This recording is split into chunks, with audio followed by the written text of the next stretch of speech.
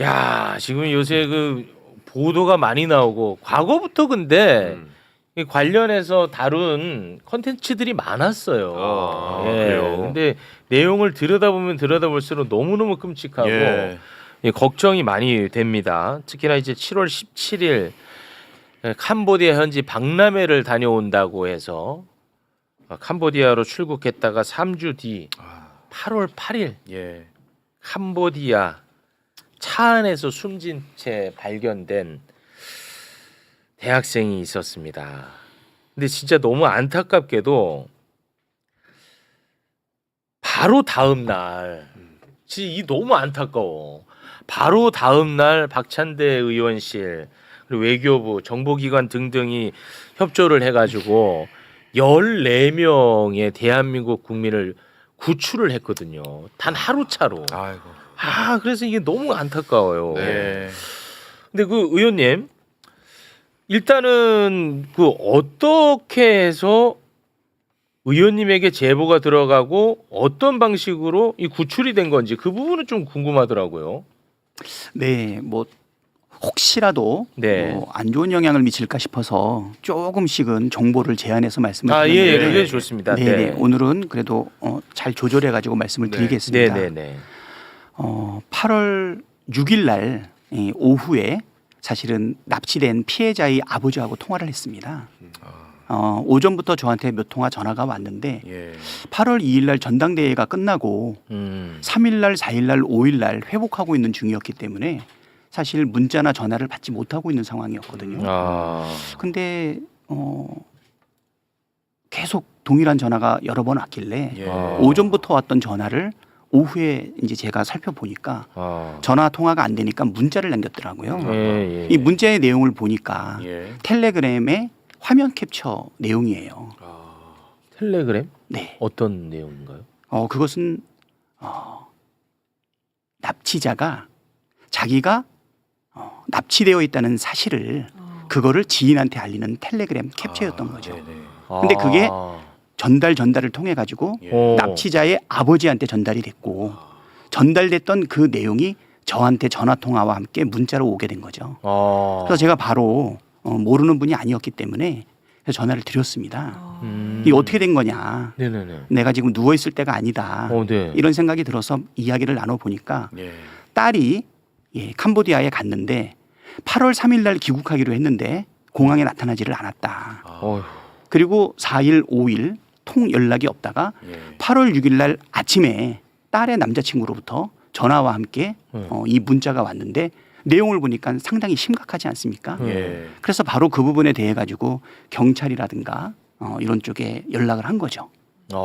그래서 이제 경기도 산하 경찰에게 연락을 하고 네. 그리고 나서 이제 대응을 쭉 보고 있는데 네네. 사실은 경찰 요번에 보면 8월 말 기준으로 납치, 감금, 실종과 관련된 캄보디아 관련 건수가 330건에 해당되고 있지 않습니까? 신고 건수가 급증하고 있더라고요. 예, 이제 네. 이 부분 때문에 더 오픈이 돼가지고 네. 뭐 전국에서 지금 제보가 엄청나게 들어오고 있는 상황인데 네. 그러다 보니까는 기관에서 대응하는 데 있어서 사실은 사실관계 파악해야 되고 그리고 우선순위 정해야 되고 네. 그리고 이 절차가 좀 지연된다 싶은 마음이 드니까 가족의 절박한 마음으로 저한테 연락을 한 거죠. 예. 국회의원한테. 네. 그래서 제가 전화 통화를 해보고 내용을 살펴보고 이야기를 살펴보니까 이거는 신속하게 내용을 확인해 가지고 처리할 필요가 있겠다.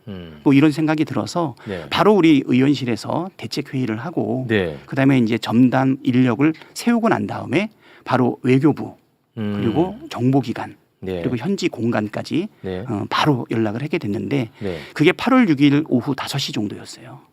6시 정도에 바로 대책을 만들어 가지고 예. 절차를 진행하게 되었고요. 그날이 수요일이었는데 그래서 이 절차가 목요일, 금요일 쭉 진행이 됐고 극적으로 8월 9일 날 구출에 이르게 됐던 겁니다. 그게 그러면은 어찌됐든 캄보디아랑 공조가 좀 됐나 보군요. 캄보디아하고 공조에 있어서 거기 이제 나중에 그 텔레그램의 문자 내용 네. 거기 보게 되면 절대 현지 경찰하고는 네. 일을 하면 안 된다라고 하는 그렇게 되어 불신이 많이 있었어요? 담겨 있었습니다. 예. 그러니까 이제 체포되어 있던 그 친구는 자기가 가지고 있는 휴대폰이라든가 각종 통신 관련된 장비는 못 갖고 있었겠죠. 그렇겠죠. 나중에 이제 얘기를 구출되고 난 이후에 얘기를 들어보니까 네. 사실은 고액 알바, IT 기술을 기초로 했던 고액 알바에 대한 사실은 취업 사기에 사실은 걸렸던 부분이죠. 아. 그래서 가자마자 바로 감금당하고 네. 구타당하고 네. 고문당하고 그래서 그 얘기를 들어보니까 상당히 끔찍했던 게 처음에 가게 되면 조직 검사부터 먼저 한다더라고요.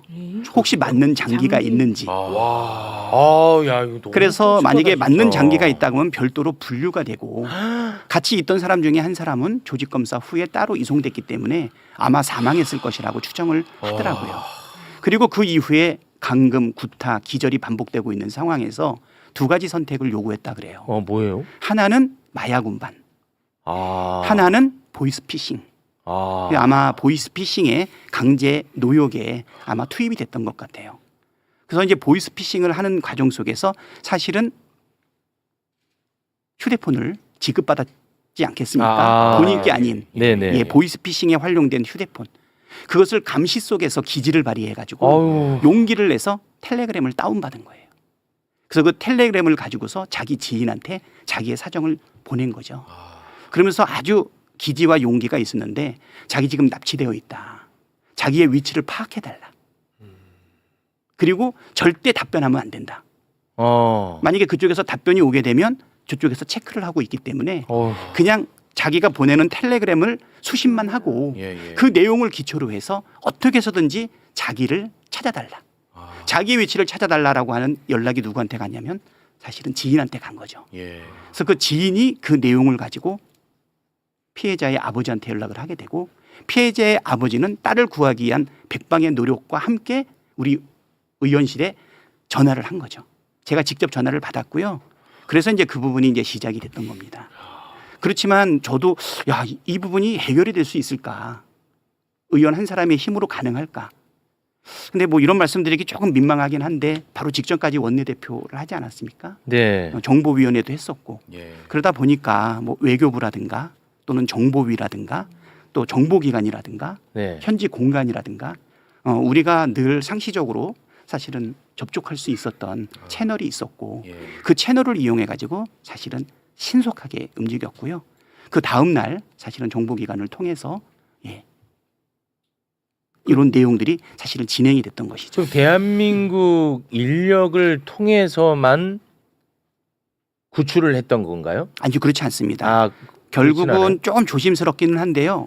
거기 주의사항의 내용 중에 뭐냐면 현지 경찰도 사실은 믿을 수 없다라고 하는 내용이 있어서 절대 한국 경찰을 대동해 가지고 여기를 수사해 달라라고 하는 요구가 있었지만 그래서 저희가 한국 경찰을 대동하고 그건 안 될 거 급습하기는 어렵죠. 예.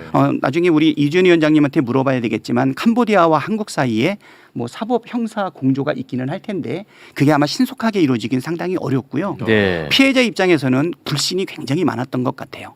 현지 경찰을 이용을 하면 오히려 더 위험할 수 있다. 또 다른 사례를 보게 되니까 A 범죄 단지에서 사실은 구출되는 줄 알았는데 구출된 게 아니라 B 범죄 조직으로 다시 넘어가는 그런 사례도 있었던 것 같아요.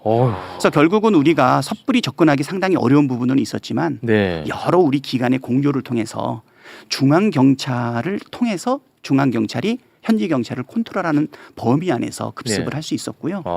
다만 위치 파악과 관련해서 사실은 정확한 위치 정보가 아니기 때문에 마지막에 위치를 파악하는 과정 속에서 교신이 살짝 벌어졌는데 그 교신이 벌어지는 그 사이에 적발이 된 거예요. 그래가지고 다시 구타와 고문이 이루어지는 중에 구출이 됐기 때문에 아마 그 피해자 만약에 조금만 늦었다 그러면 그 바로 전날 사망했던 사람과 동일한 결과가 있을 수 있었던 아주 절박한 상황이었는데 참으로 운이 좋았던 것은 뭐냐면 그 피해자가 기지와 용기가 있었던 것이죠. 그 정말 그 무서운 상황에서 목숨을 걸고 자기 위치를 노출시키기 위한 노력을 꾸준히 한 결과 공조를 통해서 구할 수 있었고 그 사람 때문에 14명의 한국인이 한꺼번에 구출이 됐던 것이죠. 아까 뭐 안타깝게 얘기했지만 그게 8월 9일이었는데요. 8월 8일 날 대학생 한 명이 사망하지 않았습니까? 맞습니다. 네. 거기 같은 장소에 있었던 사람이라고 합니다. 예. 다른 범죄 조직에서 사실 넘어왔던 사람인데 너무나 많은 구타와 고문으로 인해서 거의 큰일 날 것 같은 생각이 들었다라고 네. 했는데 만약에 아까 그 공조와 구출이 하루가 늦었다면 아, 그 사람도 위험했고 만약에 하루가 빨랐다면 사망했던 그 친구도 구할 수 있었던 것 아닌가라고 하는 네. 안타까움이 상당히 있는데 이게 8월의 첫 번째 사례고요. 그때 한국인이 우리 국민이 14명이 구출이 되어서 무사히 귀국을 그런 한 상황이고요. 네. 대신 그때 8월 8일 날 사망했던 대학생은 아직 귀국하지 못하고 있어요. 그렇습니다. 네. 네. 그리고 이제 또 하나의 사례는 9월 달 사례인데요. 예. 이 9월 달 사례는 더 극적이었습니다. 2명의 청년들이 구출이 됐는데 90년생 1명, 98년생 1명이 있습니다. 90년생이 먼저 사실은 자기의 위치를 노출하기 위해서 노력을 했는데 이분들도 다 통신수단이 없지 않습니까? 네. 경비의 폰을 몰래 어. 습득을 해가지고 어. 텔레그램을 보내고 지우고 보내고 지우고 하는 과정을 통해서 현지에 있는 알고 있는 텔레그램 주소를 알고 있는 한국 사람한테 자기의 위치를 알리고 그리고 그분이 그 얘기를 그 사람은 이제 아까를 A라고 얘기하면 지금 이 사람은 B인데 네네. B의 어머니한테 알린 거예요. 아, 그래서 어머니가 이것을 가지고서 백방으로 노력하는 과정 속에서 사실은 그게 적발이 됩니다. 아, 그래가지고서 당연히 구타와 함께 다른 장소로 옮겨지게 되어요. 그때 함께 있었던 다른 청년인 C가 있는데 그 C하고 그 사람은 98년생이에요. 아휴. 둘이 의논을 한 거죠. 우리가 이런 방법으로는 우리의 위치를 노출시키거나 파악하기는 어렵겠다. 해서 C가 아주 기발한 방식을 합니다. 폰이 없다 보니까 사실은 자기 이 범죄에 사용되고 있는 업무용 PC? PC가 있지 않습니까? 네. 이 PC를 통해 가지고서 뭐 보이스 피싱을 하든 뭐 하든 예. 외부하고 접촉을 할 거 아닙니까? 그렇습니다. 네. 이 접촉을 통해 가지고 자기 형한테 위치를 알립니다. 어. 그래서 이 형하고 위치를 알리다 보니까 아까 B의 어머니가 한국에 있고 C의 형이 한국에 있지 않습니까? 네. 그러니까 그 형과 어머니가 서로 교류를 하게 됩니다. 그래서 8월 달에 구출했던 사례를 그들이 보고 우리 의원실로 연락을 하게 되죠. 그래서 이제 우리 의원실은 그 B의 어머니, 네. 그다음에 C의 형과 교신을 하면서 새로운 방법을 찾아내서 그 방법으로 위치 파악을 위한 교신을 시작을 하게 하는데 사실은 그 교신이 한 30여 차례가 이루어지고 있고요. 그 교신의 내용 일부를 사실은 오픈을 해야 되나 지금 고민을 하고 있는 상황입니다. 그거는 그래서 그걸 통해 가지고 하지 않는 것으로 네, 하시죠. 네. 그래서 위치를 파악을 하고 네. 그 파악된 위치를 기초로 해서 사실은 2명을 구출할 수 있게 되었던 것이죠. 아. 아니 근데 제가 좀 궁금한 게 왜 박찬대 의원을 통해서는 구출이 되고 그러니까. 그렇지 않은 케이스는 공조를 요청해도 약 70%는 지금 답을 안 준다는 거거든요. 그거는 그럼 어떻게 봐야 되는 거예요? 일단은 그 우리나라의 성인 실종과 관련된 법이 있는 이제 성인 실종과 관련돼서 이제 우리가 어떻게 지금까지 취급을 해야 하는지 좀 봐야 될 것 같은데요. 실종 아동법이라는 게 있습니다. 거기에 따르면 실종자로 이제 분류가 되는 거는 아동, 치매 환자, 그리고 지적 장애인만 이렇게 실종으로 분류가 돼가지고 경찰이 긴급하게 투입이 되게 되고 네. 성인 같은 경우에는 가출로 이제 분류가 됩니다. 네. 이제 자유 의사를 가진 성인 같은 경우에는 연락 끊고 어디 가더라도 이제 그건 자유 의사니까 우리가 그 사람이 뭐 안전하게 있는지만 확인하면 되지 신고한 사람한테 위치를 알려주거나 하지는 않고 더구나 이것이 아동 실종과는 위험성이라든지 뭐 이런 게 현저하게 떨어진다고 봐온 거죠. 그래서 우리나라에다 신고를 하면 예전에는 그렇게 중요하게 생각을 안 했었는데 지금은 이제 이런 일들이 벌어지면서 납치 감금으로 아예 신고 분류가 다르게 되고 있습니다. 그래서 지금은 좀 달라진 것 같고요. 또 한 가지는 이런 게 있습니다. 원래 이제 절차가 이제 한 절반 정도는 본인이 직접 신고를 하기도 하고 아니면 가족들이나 지인들이 우리 112에 신고를 하기도 하는데 그렇게 되면 그 내용을 이제 대사관으로 연락이 됩니다. 근데 대사관에 경찰관이 지금 3명이 나가 있거든요. 네. 근데 이 한국 경찰관은 캄보디아에서 경찰권이 전혀 없습니다. 이 사람들은 네. 민간인이랑 똑같아요. 그래서 캄보디아 경찰에게 연락을 해야 됩니다. 그런데 캄보디아 경찰은 이제 우리나라처럼 신고를 하면 바로 나가는 게 아니라 빠르면 반나절, 음. 느리면 이게 이제 한 일주일 정도가 걸리는 겁니다. 그리고 자기들이 가봤더니 그 사람들이 저는 뭐 구출 원하지 않는데요. 저는 그런 신고 한 적 없는데요. 네. 이러고 가라고 한다는 겁니다. 네네네. 그런데 저는 이 말을 좀 믿을 수가 없어요. 왜냐하면 이 피해자들이 이 현지 경찰들을 정말 못 믿습니다. 왜냐하면 가자마자 듣는 얘기가 뭐냐면 너 신고해봤자 아무 소용없어.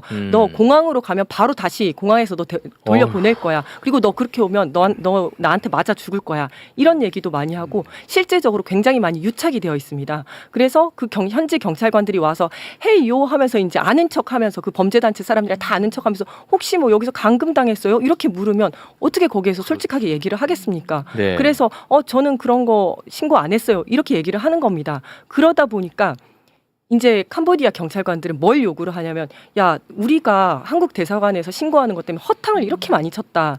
우리 이제는 그 본인이 직접 신고하지 않으면 출동하지 않겠다. 이렇게 한 겁니다. 그래서 거기서 요구하는 게 뭐냐면 본인이 직접 신고할 것, 본인의 여권, 사본을 보낼 것.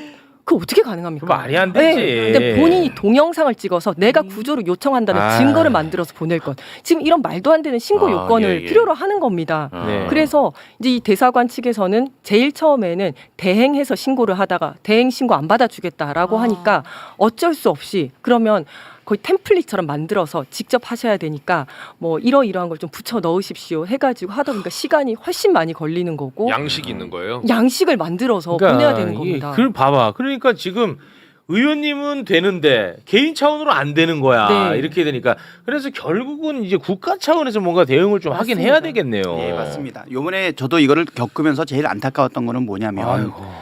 아까 거기에다 또 5가지 조건을 요구를 했는데 현지 경찰이 수사에 임하려면 5가지를 요구를 했는데 아까 감금되어 있는 사진, 감금되어 있는 동영상, 말이 안 되지. 정확한 좌표, 어. 그다음에 호실, 건물 호실까지 요구를 하고 있고 본인이 구출을 원한다라고 하는 저기가 있어야 돼요. 요구가 있어야 돼요. 이 5가지를 실질적으로 감금되어서 예.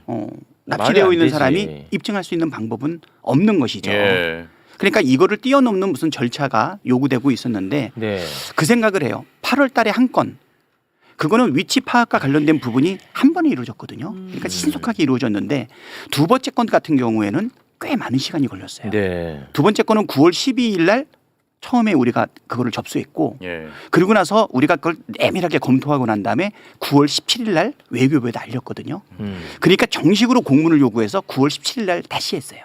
그리고 실질적으로 2주 만에 사실은 구출이 됐습니다. 예, 예. 그게 9월 말이고 그다음에 보도된 게 10월 2일이거든요. 그 내용을 살펴보게 되니까 최초에 우리가 접촉하는 것 자체가 굉장히 어렵다. 뭐 이런 생각이 있고요. 두 번째로는 위치 파악을 해서 알려야 현지 경찰이 움직인다고 하는데 네. 그 위치 파악을 우리가 해야 되는 거예요. 그럼 어떻게 합니까? 그러니까 요번에는 천운도 따랐어요. 그다음에 피해자가 기지도 있고 용기도 있고 방법도 찾아낸 거죠. 그러니까 지금 훨씬 더 많은 신고 건수가 있을 텐데 330건 중에서 이런 케이스가 몇 개나 있겠습니까? 그렇죠.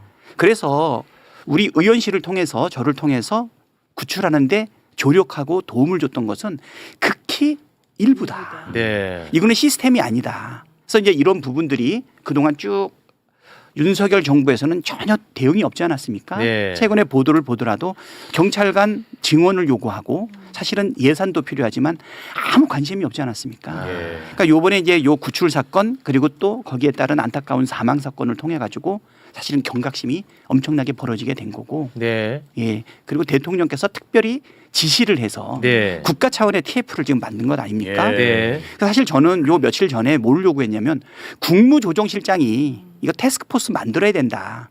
그래서 일괄해서 이거를 처리할 수 있는 그러니까 뭐 원내대표 출신의 국회의원이 할 수 있는 이런 게 아니고 네. 시스템적으로 상시적으로 할 수 있는 컨트롤 타워를 만들어야 된다는 거를 국무조정실장한테 며칠 전에 요구를 했는데 어저께 이제 국정감사 첫날 우리 국무조정실장한테 이거를 강하게 요청하고 답을 받으려고 했는데 대통령께서 오전에 네. 그냥 국가 차원에서 맞습니다. 국가안보실장이 TF를 주관해서 솔루션을 만들어내라라고 예. 얘기해서 어저께 첫 번째 회의가 됐다고 생각하거든요. 네. 이거는 큰 의미가 있다고 봅니다. 보통 국가안보실장이라고 하면 전쟁 위기라든가 핵 문제라든가 남북 관계라든가 우리 국가의 존망 자체를 따지는 그 물리적이고 외형적인 거를 많이 이야기를 했는데 예. 이번에 대통령의 인식은 우리 국민의 목숨이 걸려 있는 거, 네. 안전이 걸려 있는 것은 이거야말로 국가 안보와 관련된 부분이라고 하는 네. 인식을 보인 것 아니냐. 네.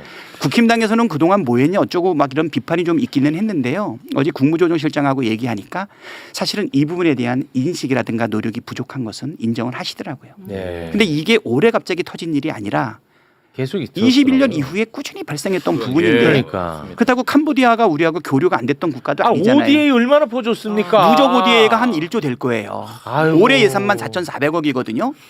그리고 그거 아시죠? 프놈펜에서 뭐 이거 소년 안고 있었던 사진 아. 아시지 않습니까? 예. 그다음에 통일교 관련 사업도 있고 더 약올라 그래서. 그러니까 윤석열 정부에서 사실은 캄보디아와 벌렸던 온갖 행태들이 그다음에 ODA 예산 집행이 다 어디 가고 그러니까 이렇게 이러한- 엄청난 범죄가 일어난지에 대해서는 정말 경각심을 가지고 다시 한번 살펴볼 네. 필요가 있지 않나. 그러니까 윤석열 정부 때 이러한 공조 시스템 자체가 다 무너졌다고 봐야겠군요.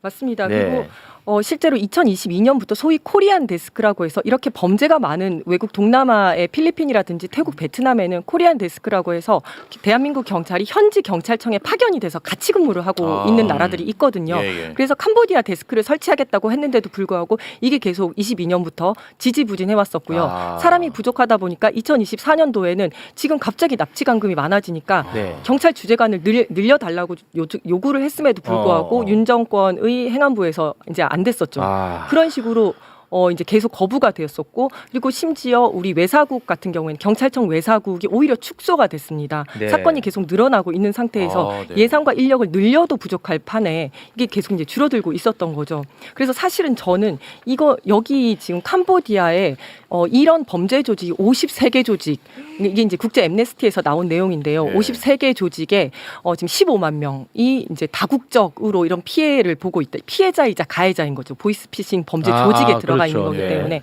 여기에 가면 왜 이 사람들이 대한민국 국민들만 대상으로 이렇게 하지? 근데 그게 아니라 그게 아니야. 아닙니다. 예. 여기에 보면 이제 총책은 99.9%가 거의 중국인입니다만은 중국이더라고요. 그 밑에는 대한민국 팀, 중국 팀, 인도네시아 팀, 베트남 팀, 태국 팀이 쫙 있습니다. 아우, 해서 무서워. 각자 그 나라 사람들을 상대로 보이스피싱을 다 하고 있는 겁니다. 그리고 그 밑에 있는 사람들은 이런 식으로 취업 사기 같은 식으로 다 이제 납치 감금 해가지고 가장 밑에서부터 해서 이제 점점 올라가는 구조로 이제 하고 있는 거거든요. 어우. 저는 그래서 이거는 그 아시아 국가들이 같이 어떤 아. 국제적인 공조를 해서 예. 이제 같이 대응을 해야 된다고 생각하고 저는 ODA 이거 끊어야 된다고 생각을 합니다. 우리나라 사람들이 이렇게 납치 감금해서 고문하고 죽이고 하는데 무슨 원조를 줍니까? 실제로 미국 같은 경우에는 미얀마와 여기 캄보디아에 있는 19개 범죄 조직에 대해서 금융 동결을 시켰습니다.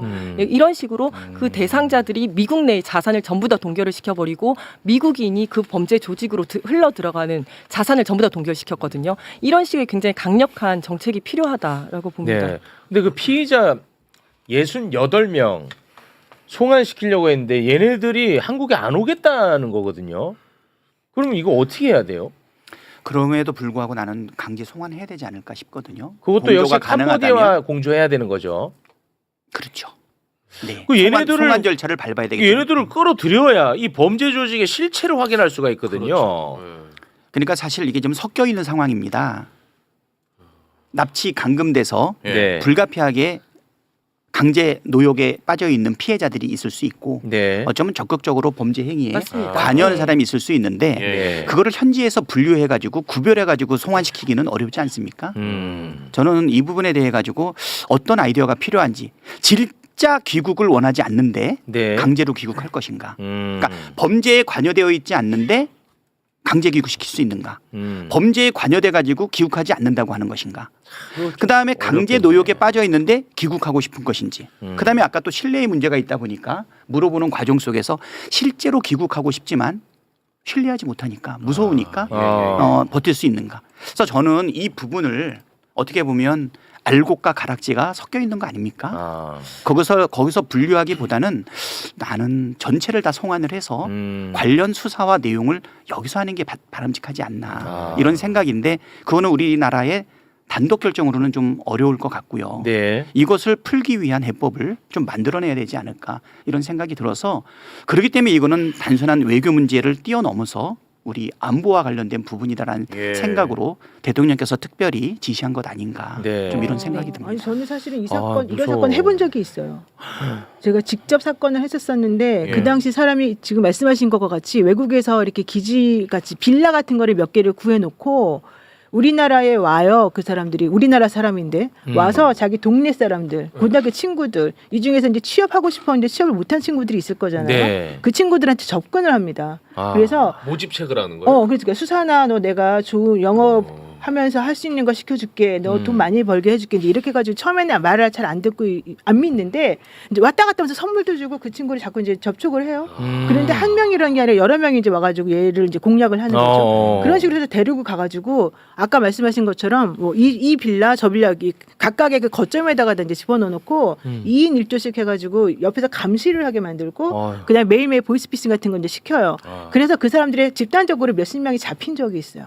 그 사람들이 한국에 들어왔는데 네네. 진짜 그 중에 일부는 의원님 말씀하신 것처럼 본인이 그냥 순수한 피해자가 있고요. 네. 그다음에 가서 해보니까 아 괜찮은데 나도 돈도 좀 편하게 벌 수 있는데 이러면서 자기가 나중에는 자발적으로 이 범죄 가해자가 조직에 돼버리는 들어가고. 거예요. 그래요? 그런 사람들이 또 있어요 진짜로. 그래서 야. 이들을 구해가거나 구분하기가 너무 어려워서 좀 전에 말씀하신 바로 그런 종류의 문제들이 계속 발생하더라고요. 그리고 아, 이제 무섭다. 이거 무서워요, 진짜. 진짜. 어떤 식으로 이제 꼬시냐면 이제 단기 고수익 알바다라는 것도 하지만 아니면 이 안에서 이제 아주 수천만 원 아니면 수억 원대 빚을 진 사람들이 있습니다. 그러니까 그 사람들한테 거기 가서 내가 추천해 주는 데 가서 2달만 바싹 일하면 모든 빚을 맞아요. 탕감해 주겠다. 예, 예. 아니면 한국에서는 뭔가 범죄를 많이 저질러서 한국에 들어왔을 때는 한참을 살아야 되거나 이런 뭔가 약점이 있는 사람들을 데리고 가서 거기에서 이제 이런 일들을 또 시키는 겁니다. 그래서 이제 그리고 이 안에도 가해자와 피해자들이 많이 섞여 있지만 지금 이제 적발이 됐다고 하는 사람들도 실제로 이 사기 조직으로 적발이 된 건지 아니면 그 나라에서는 그냥 불법 취업자들로 또 취급이 되기도 하거든요. 왜냐하면 그냥 관광 비자로 왔다가 취업 비자 없이 그냥 일하는 사람들이니까 그냥 불법 취업자들이다 강제 추방 그냥 시킨다 이런 구조한다는 개념이 아닙니다. 그 캄보디아 내에서는 네. 그래서 그런 여러 가지 관점들이 복합적으로 섞여 있습니다. 아, 이게 너무 무섭다. 끔찍하네요, 진짜. 그래도 지금 이재명 정부가 아주 강력하게 지금 대응을 하고 있고 대통령이 직접 지시를 내린 상태이기 때문에 네. 전보다는 이제 상황이 그래도 조금 풀리지 않을까 싶은데. 근데 잠깐만 하나만 질문. 네. 그럼 박찬대 의원님한테 이런 식으로 연락이 가서 구조 요청이 갔었다면 사실 다른 의원님한테도 갔었지 않을까요? 혹시 그런 거는 어떤 식으로 해결되는지 아십니까? 글쎄요, 뭐 실명을 거론하진 않더라도 다른 의원실에도 갔다고 난 갔을 들었는데. 개연성은 있죠. 개연성은 있고요. 네, 그건 뭐 확인 안 되는 어, 거니까요. 네. 예. 저 같은 경우는 사실 딱 두 케이스를 두 케이스를 통해서 16명을 구출하는데 사실은 작은 도움이 됐던 건데 예. 지금 이 일이 알려지고 난 다음에 지금 우리 의원실의 전화통이 지금 불이 나고 있어요. 근데 아까 왜 국가 시스템에서는 잘 안 되냐라고 했는데 만약에 8월달 케이스하고 9월달 케이스가 동시에 일어났다 그러면 집중하지 못했을 것 같아요. 그러니까 우리는 딱 선별되어 있는 첫 번째 케이스, 두 번째 케이스에 집중을 했었기 때문에 가능했던 네. 것 같거든요. 예. 그래서 이 문제를 해결하기 위해서는 캄보디아 뭐 대사관의 영사 한두 명 가지고는 이루어질 수 있는 건 아니고요. 네. 전 국가적인 사실은 노력이 있어야 되는 것 아닌가. 네. 330건 아니면 그보다 훨씬 많은 건수에 대해 가지고 제한되어 그러니까 있는 인원과 신고가 이 예산으로는 정도니까 어렵다. 다시 한번 보여주시겠습니까? 이거 신고 건수거든요. 너무 신고 급증했어요. 근데 신고하는 것 자체가 얼마나 어려운 일이야. 아, 그렇죠. 또. 그렇잖아요. 네. 그러니까 신고가 이렇게 그 폭증하고 있으니 숨어 있는 건 훨씬 많겠죠. 그렇죠. 알겠습니다. 막 KBS 등이 막 이렇게 잠입 취재하고 한 거 보니까 규모가 엄청나더라고요. 예. 무섭더라고 진짜. 그러니까 이게 사실은 2010년도에 캄보디아에 중국 자본이 대거 들어오기 시작하거든요. 근데 2020년도에 이제 코로나가 생기면서 이게 뭐 카지노라든지 호텔 리조트가 안 되다 보니까 이때 중국 조직들이 이제 그 범죄 조직들이 들어오기 시작합니다. 들어와서 여기를 다 장악하고 있고 그래요. 근데 이거를 이제 국가에서 절대 모른다고 할 수가 없어요. 다 버젓이 그냥 아, 범죄 캄보디아가? 사업을 네. 그러면 범죄 이거 사업을 미디어에 그냥 하고 끊어야 돼. 맞습니다. 국가가 예. 이거는 뭐 묵인하는 꼴이잖아. 묵인하고 있는 겁니다. 이게 이제 아. 못하는 이유가 그림자 경제의 상당 부분을 차지를 하고 있는데 합법적인 카지노가 전체 그 GDP 한 10% 차지하거든요. 예, 예. 근데 이런 이런 범죄 수익으로부터 나오는 수익들이 전체의 한 40%를 차지를 합니다. 이 안에서 고용이 일어나고 있는 거고, 그러니까 이걸 싹 쓸어 버렸을 때 시장이 사라지고 경제가 흔들리고 도시가 아. 없어지고 거의 이 수준인 겁니다. 실제로 너무나 유착이 많이 되어 있기 때문에 이 건물 소유주라든지 땅 주인이 고위직인 경우도 많고, 아. 그다음에 여기에서 뭐 경비업체 고용하지, 청소업체 고용하지 이러다 보니까 그냥 거의 묵인을 하고 있는 겁니다. 네. 이렇게 상황이 심각한데 지금도 SNS나 구인 사이트에는 어. 해외 취업 정보가 계속해서 올라오고 있어요. 아, 이거 월 빨리 1,000만 원 이거 번다고. 정리해야 돼. 지금 뭐 월 1,000이 아니라 한 주에도 1,000만 원 벌 수 있다. 그리고 지금 한 보도를 보니까 취재진이 직접 연락해가지고 안전 보장 되냐 그랬더니 우리는 캄보디아 아니고 태국이다. 여기는 안전하다. 이렇게 하면서 계속해서 그 구인 글들은 유지가 되고 있더라고요. 네, 또 아까 전에 위원장님 말씀하신 것처럼 지금 보니까 원래 외사경찰 정원이 1,100명인데 네. 윤석열 당시 이걸 축소해서 지금 현재 49명밖에 없다고 지금 보도가 맞습니다. 나왔네요. 그래서 원래는 이제 정부가하고 통폐합을 했어. 맞습니다. 어. 네, 정부하고 통폐합을 했고 그다음에 네. 원래는 외사국장이 이제 치안감이라고 해서 큰 무궁화 2개였었는데 그것도 네. 낮췄습니다. 하나로 낮추면서 조직을 축소를 했습니다. 네. 참 이제 여러 가지로 문제가 아무튼 많다. 예, 우리가 지금 치러야 될 대가가 너무 예. 큽니다. 네. 나라 아무튼- 시스템을 막 거의 예. 다 망가뜨려가고 있는 것 아닌가. 예. 네. 의원님 그래도 이거는 진짜 우리 국민의 목숨이 걸린 문제니까 마지막까지 좀 관심을 좀 많이 가져주시기를 부탁을 드리겠습니다. 네, 이거 뭐 한두 명의 의원의 노력으로 해결할 수 있는 부분은 절대 아니고 지금 대통령까지 나섰고 네. 국가수사본부장도 사실은 현지에 가가지고 내용을 살피고 있지 않습니까? 외통위도 현장 국감을 한다고 지금 이야기를 하고 있고요. 그다음에 외교부 장관도 대사를 초치해가지고 이 내용들을 지금 확인하고 있는 상황인데요. 또 대통령뿐 아니 캄보디아 대사를 초치했나요? 그렇죠. 아, 네. 네. 이게 조현 장관께서 아, 그랬네요. 네, 캄보디아 대사를 초치했죠. 네. 대통령, 장관, 국가수사본부장 지금 다 나서고 있고요. 네. 여기에 이제 국가안보실장까지 나와서 문제를 좀 해결하기 위한 노력을 네. 진행하고 있고요. 이제 이 건 때문에 국민들의 경각심이 굉장히 높았기 때문에 네. 사실은 이 경각심을 기초로 해서 일단 예방적 효과는 좀 일부 발생할 것 같습니다. 또 한편으로 저기 정청래 대표도 어제 아침이었나요? 바로 네. 최고위원회에서 이 부분에 대해서 네. 분명하게 제도화하고 네. 제가 9월 30일 날 냈던 영사조력법이라는 게 있어요. 그것도 반드시 관철시키겠다 이렇게 얘기를 했는데 영사조력법의 내용은 그겁니다. 신고를 기초로 해서 그때부터 사실은 대응을 하는 소극적인 방법이 아니라 네. 신고가 이루어지지 않는다 하더라도 현지에 있는 뭐 영사 등이 모니터링을 해서 위험도가 어떤 것인지 파악을 하고 네. 파악되면 신고가 있지 않는다 하더라도 조치를 취할 수 있게끔 오. 예산도 늘리고 그다음에 인력도 늘릴 수 있는 근거를 좀 만들어냈거든요. 요거를 당 대표가 통과시키겠다고 얘기를 했기 때문에 네. 아마 빠른 시일 내에 네. 더 보완해서 통과시키면 되지 않을까라는 생각이 들어서요. 네. 행정부는 행정부대로, 그렇습니다. 입법부는 입법부대로 우리 정치하는 사람들의 제일 의무는 우리 국민의 생명과 안전을 지키는 것 아닌가. 네. 윤석열 정부 때 우리가 경험했던 과연 나라는 있는가, 무정부 상태 아닌가라고 하는 그런 한탄과 비난이 이번 정부에서는 반드시 개선될 수 있게끔 노력하겠습니다. 알겠습니다. 행정부, 입법부 그리고 유튜브도 좀 해. 가만히만 있지 말고 많이 알려야 될 거 아니에요. 그렇죠. 경각심. 네, 그래야 중요합니다. 이제 예방을 할 수 있을 거 그렇죠. 아니겠습니까? 알겠습니다. 자, 그러면 두 분과는 여기서 인사를 나누겠습니다. 이제 워낙 이게 좀 중요한 이슈라 그렇죠. 생각보다 좀 시간이 많이 예. 길어졌네요. 두 분 나와주셔서 진심으로 고맙습니다. 안녕히 가십시오. 고맙습니다. 감사합니다. 고맙습니다.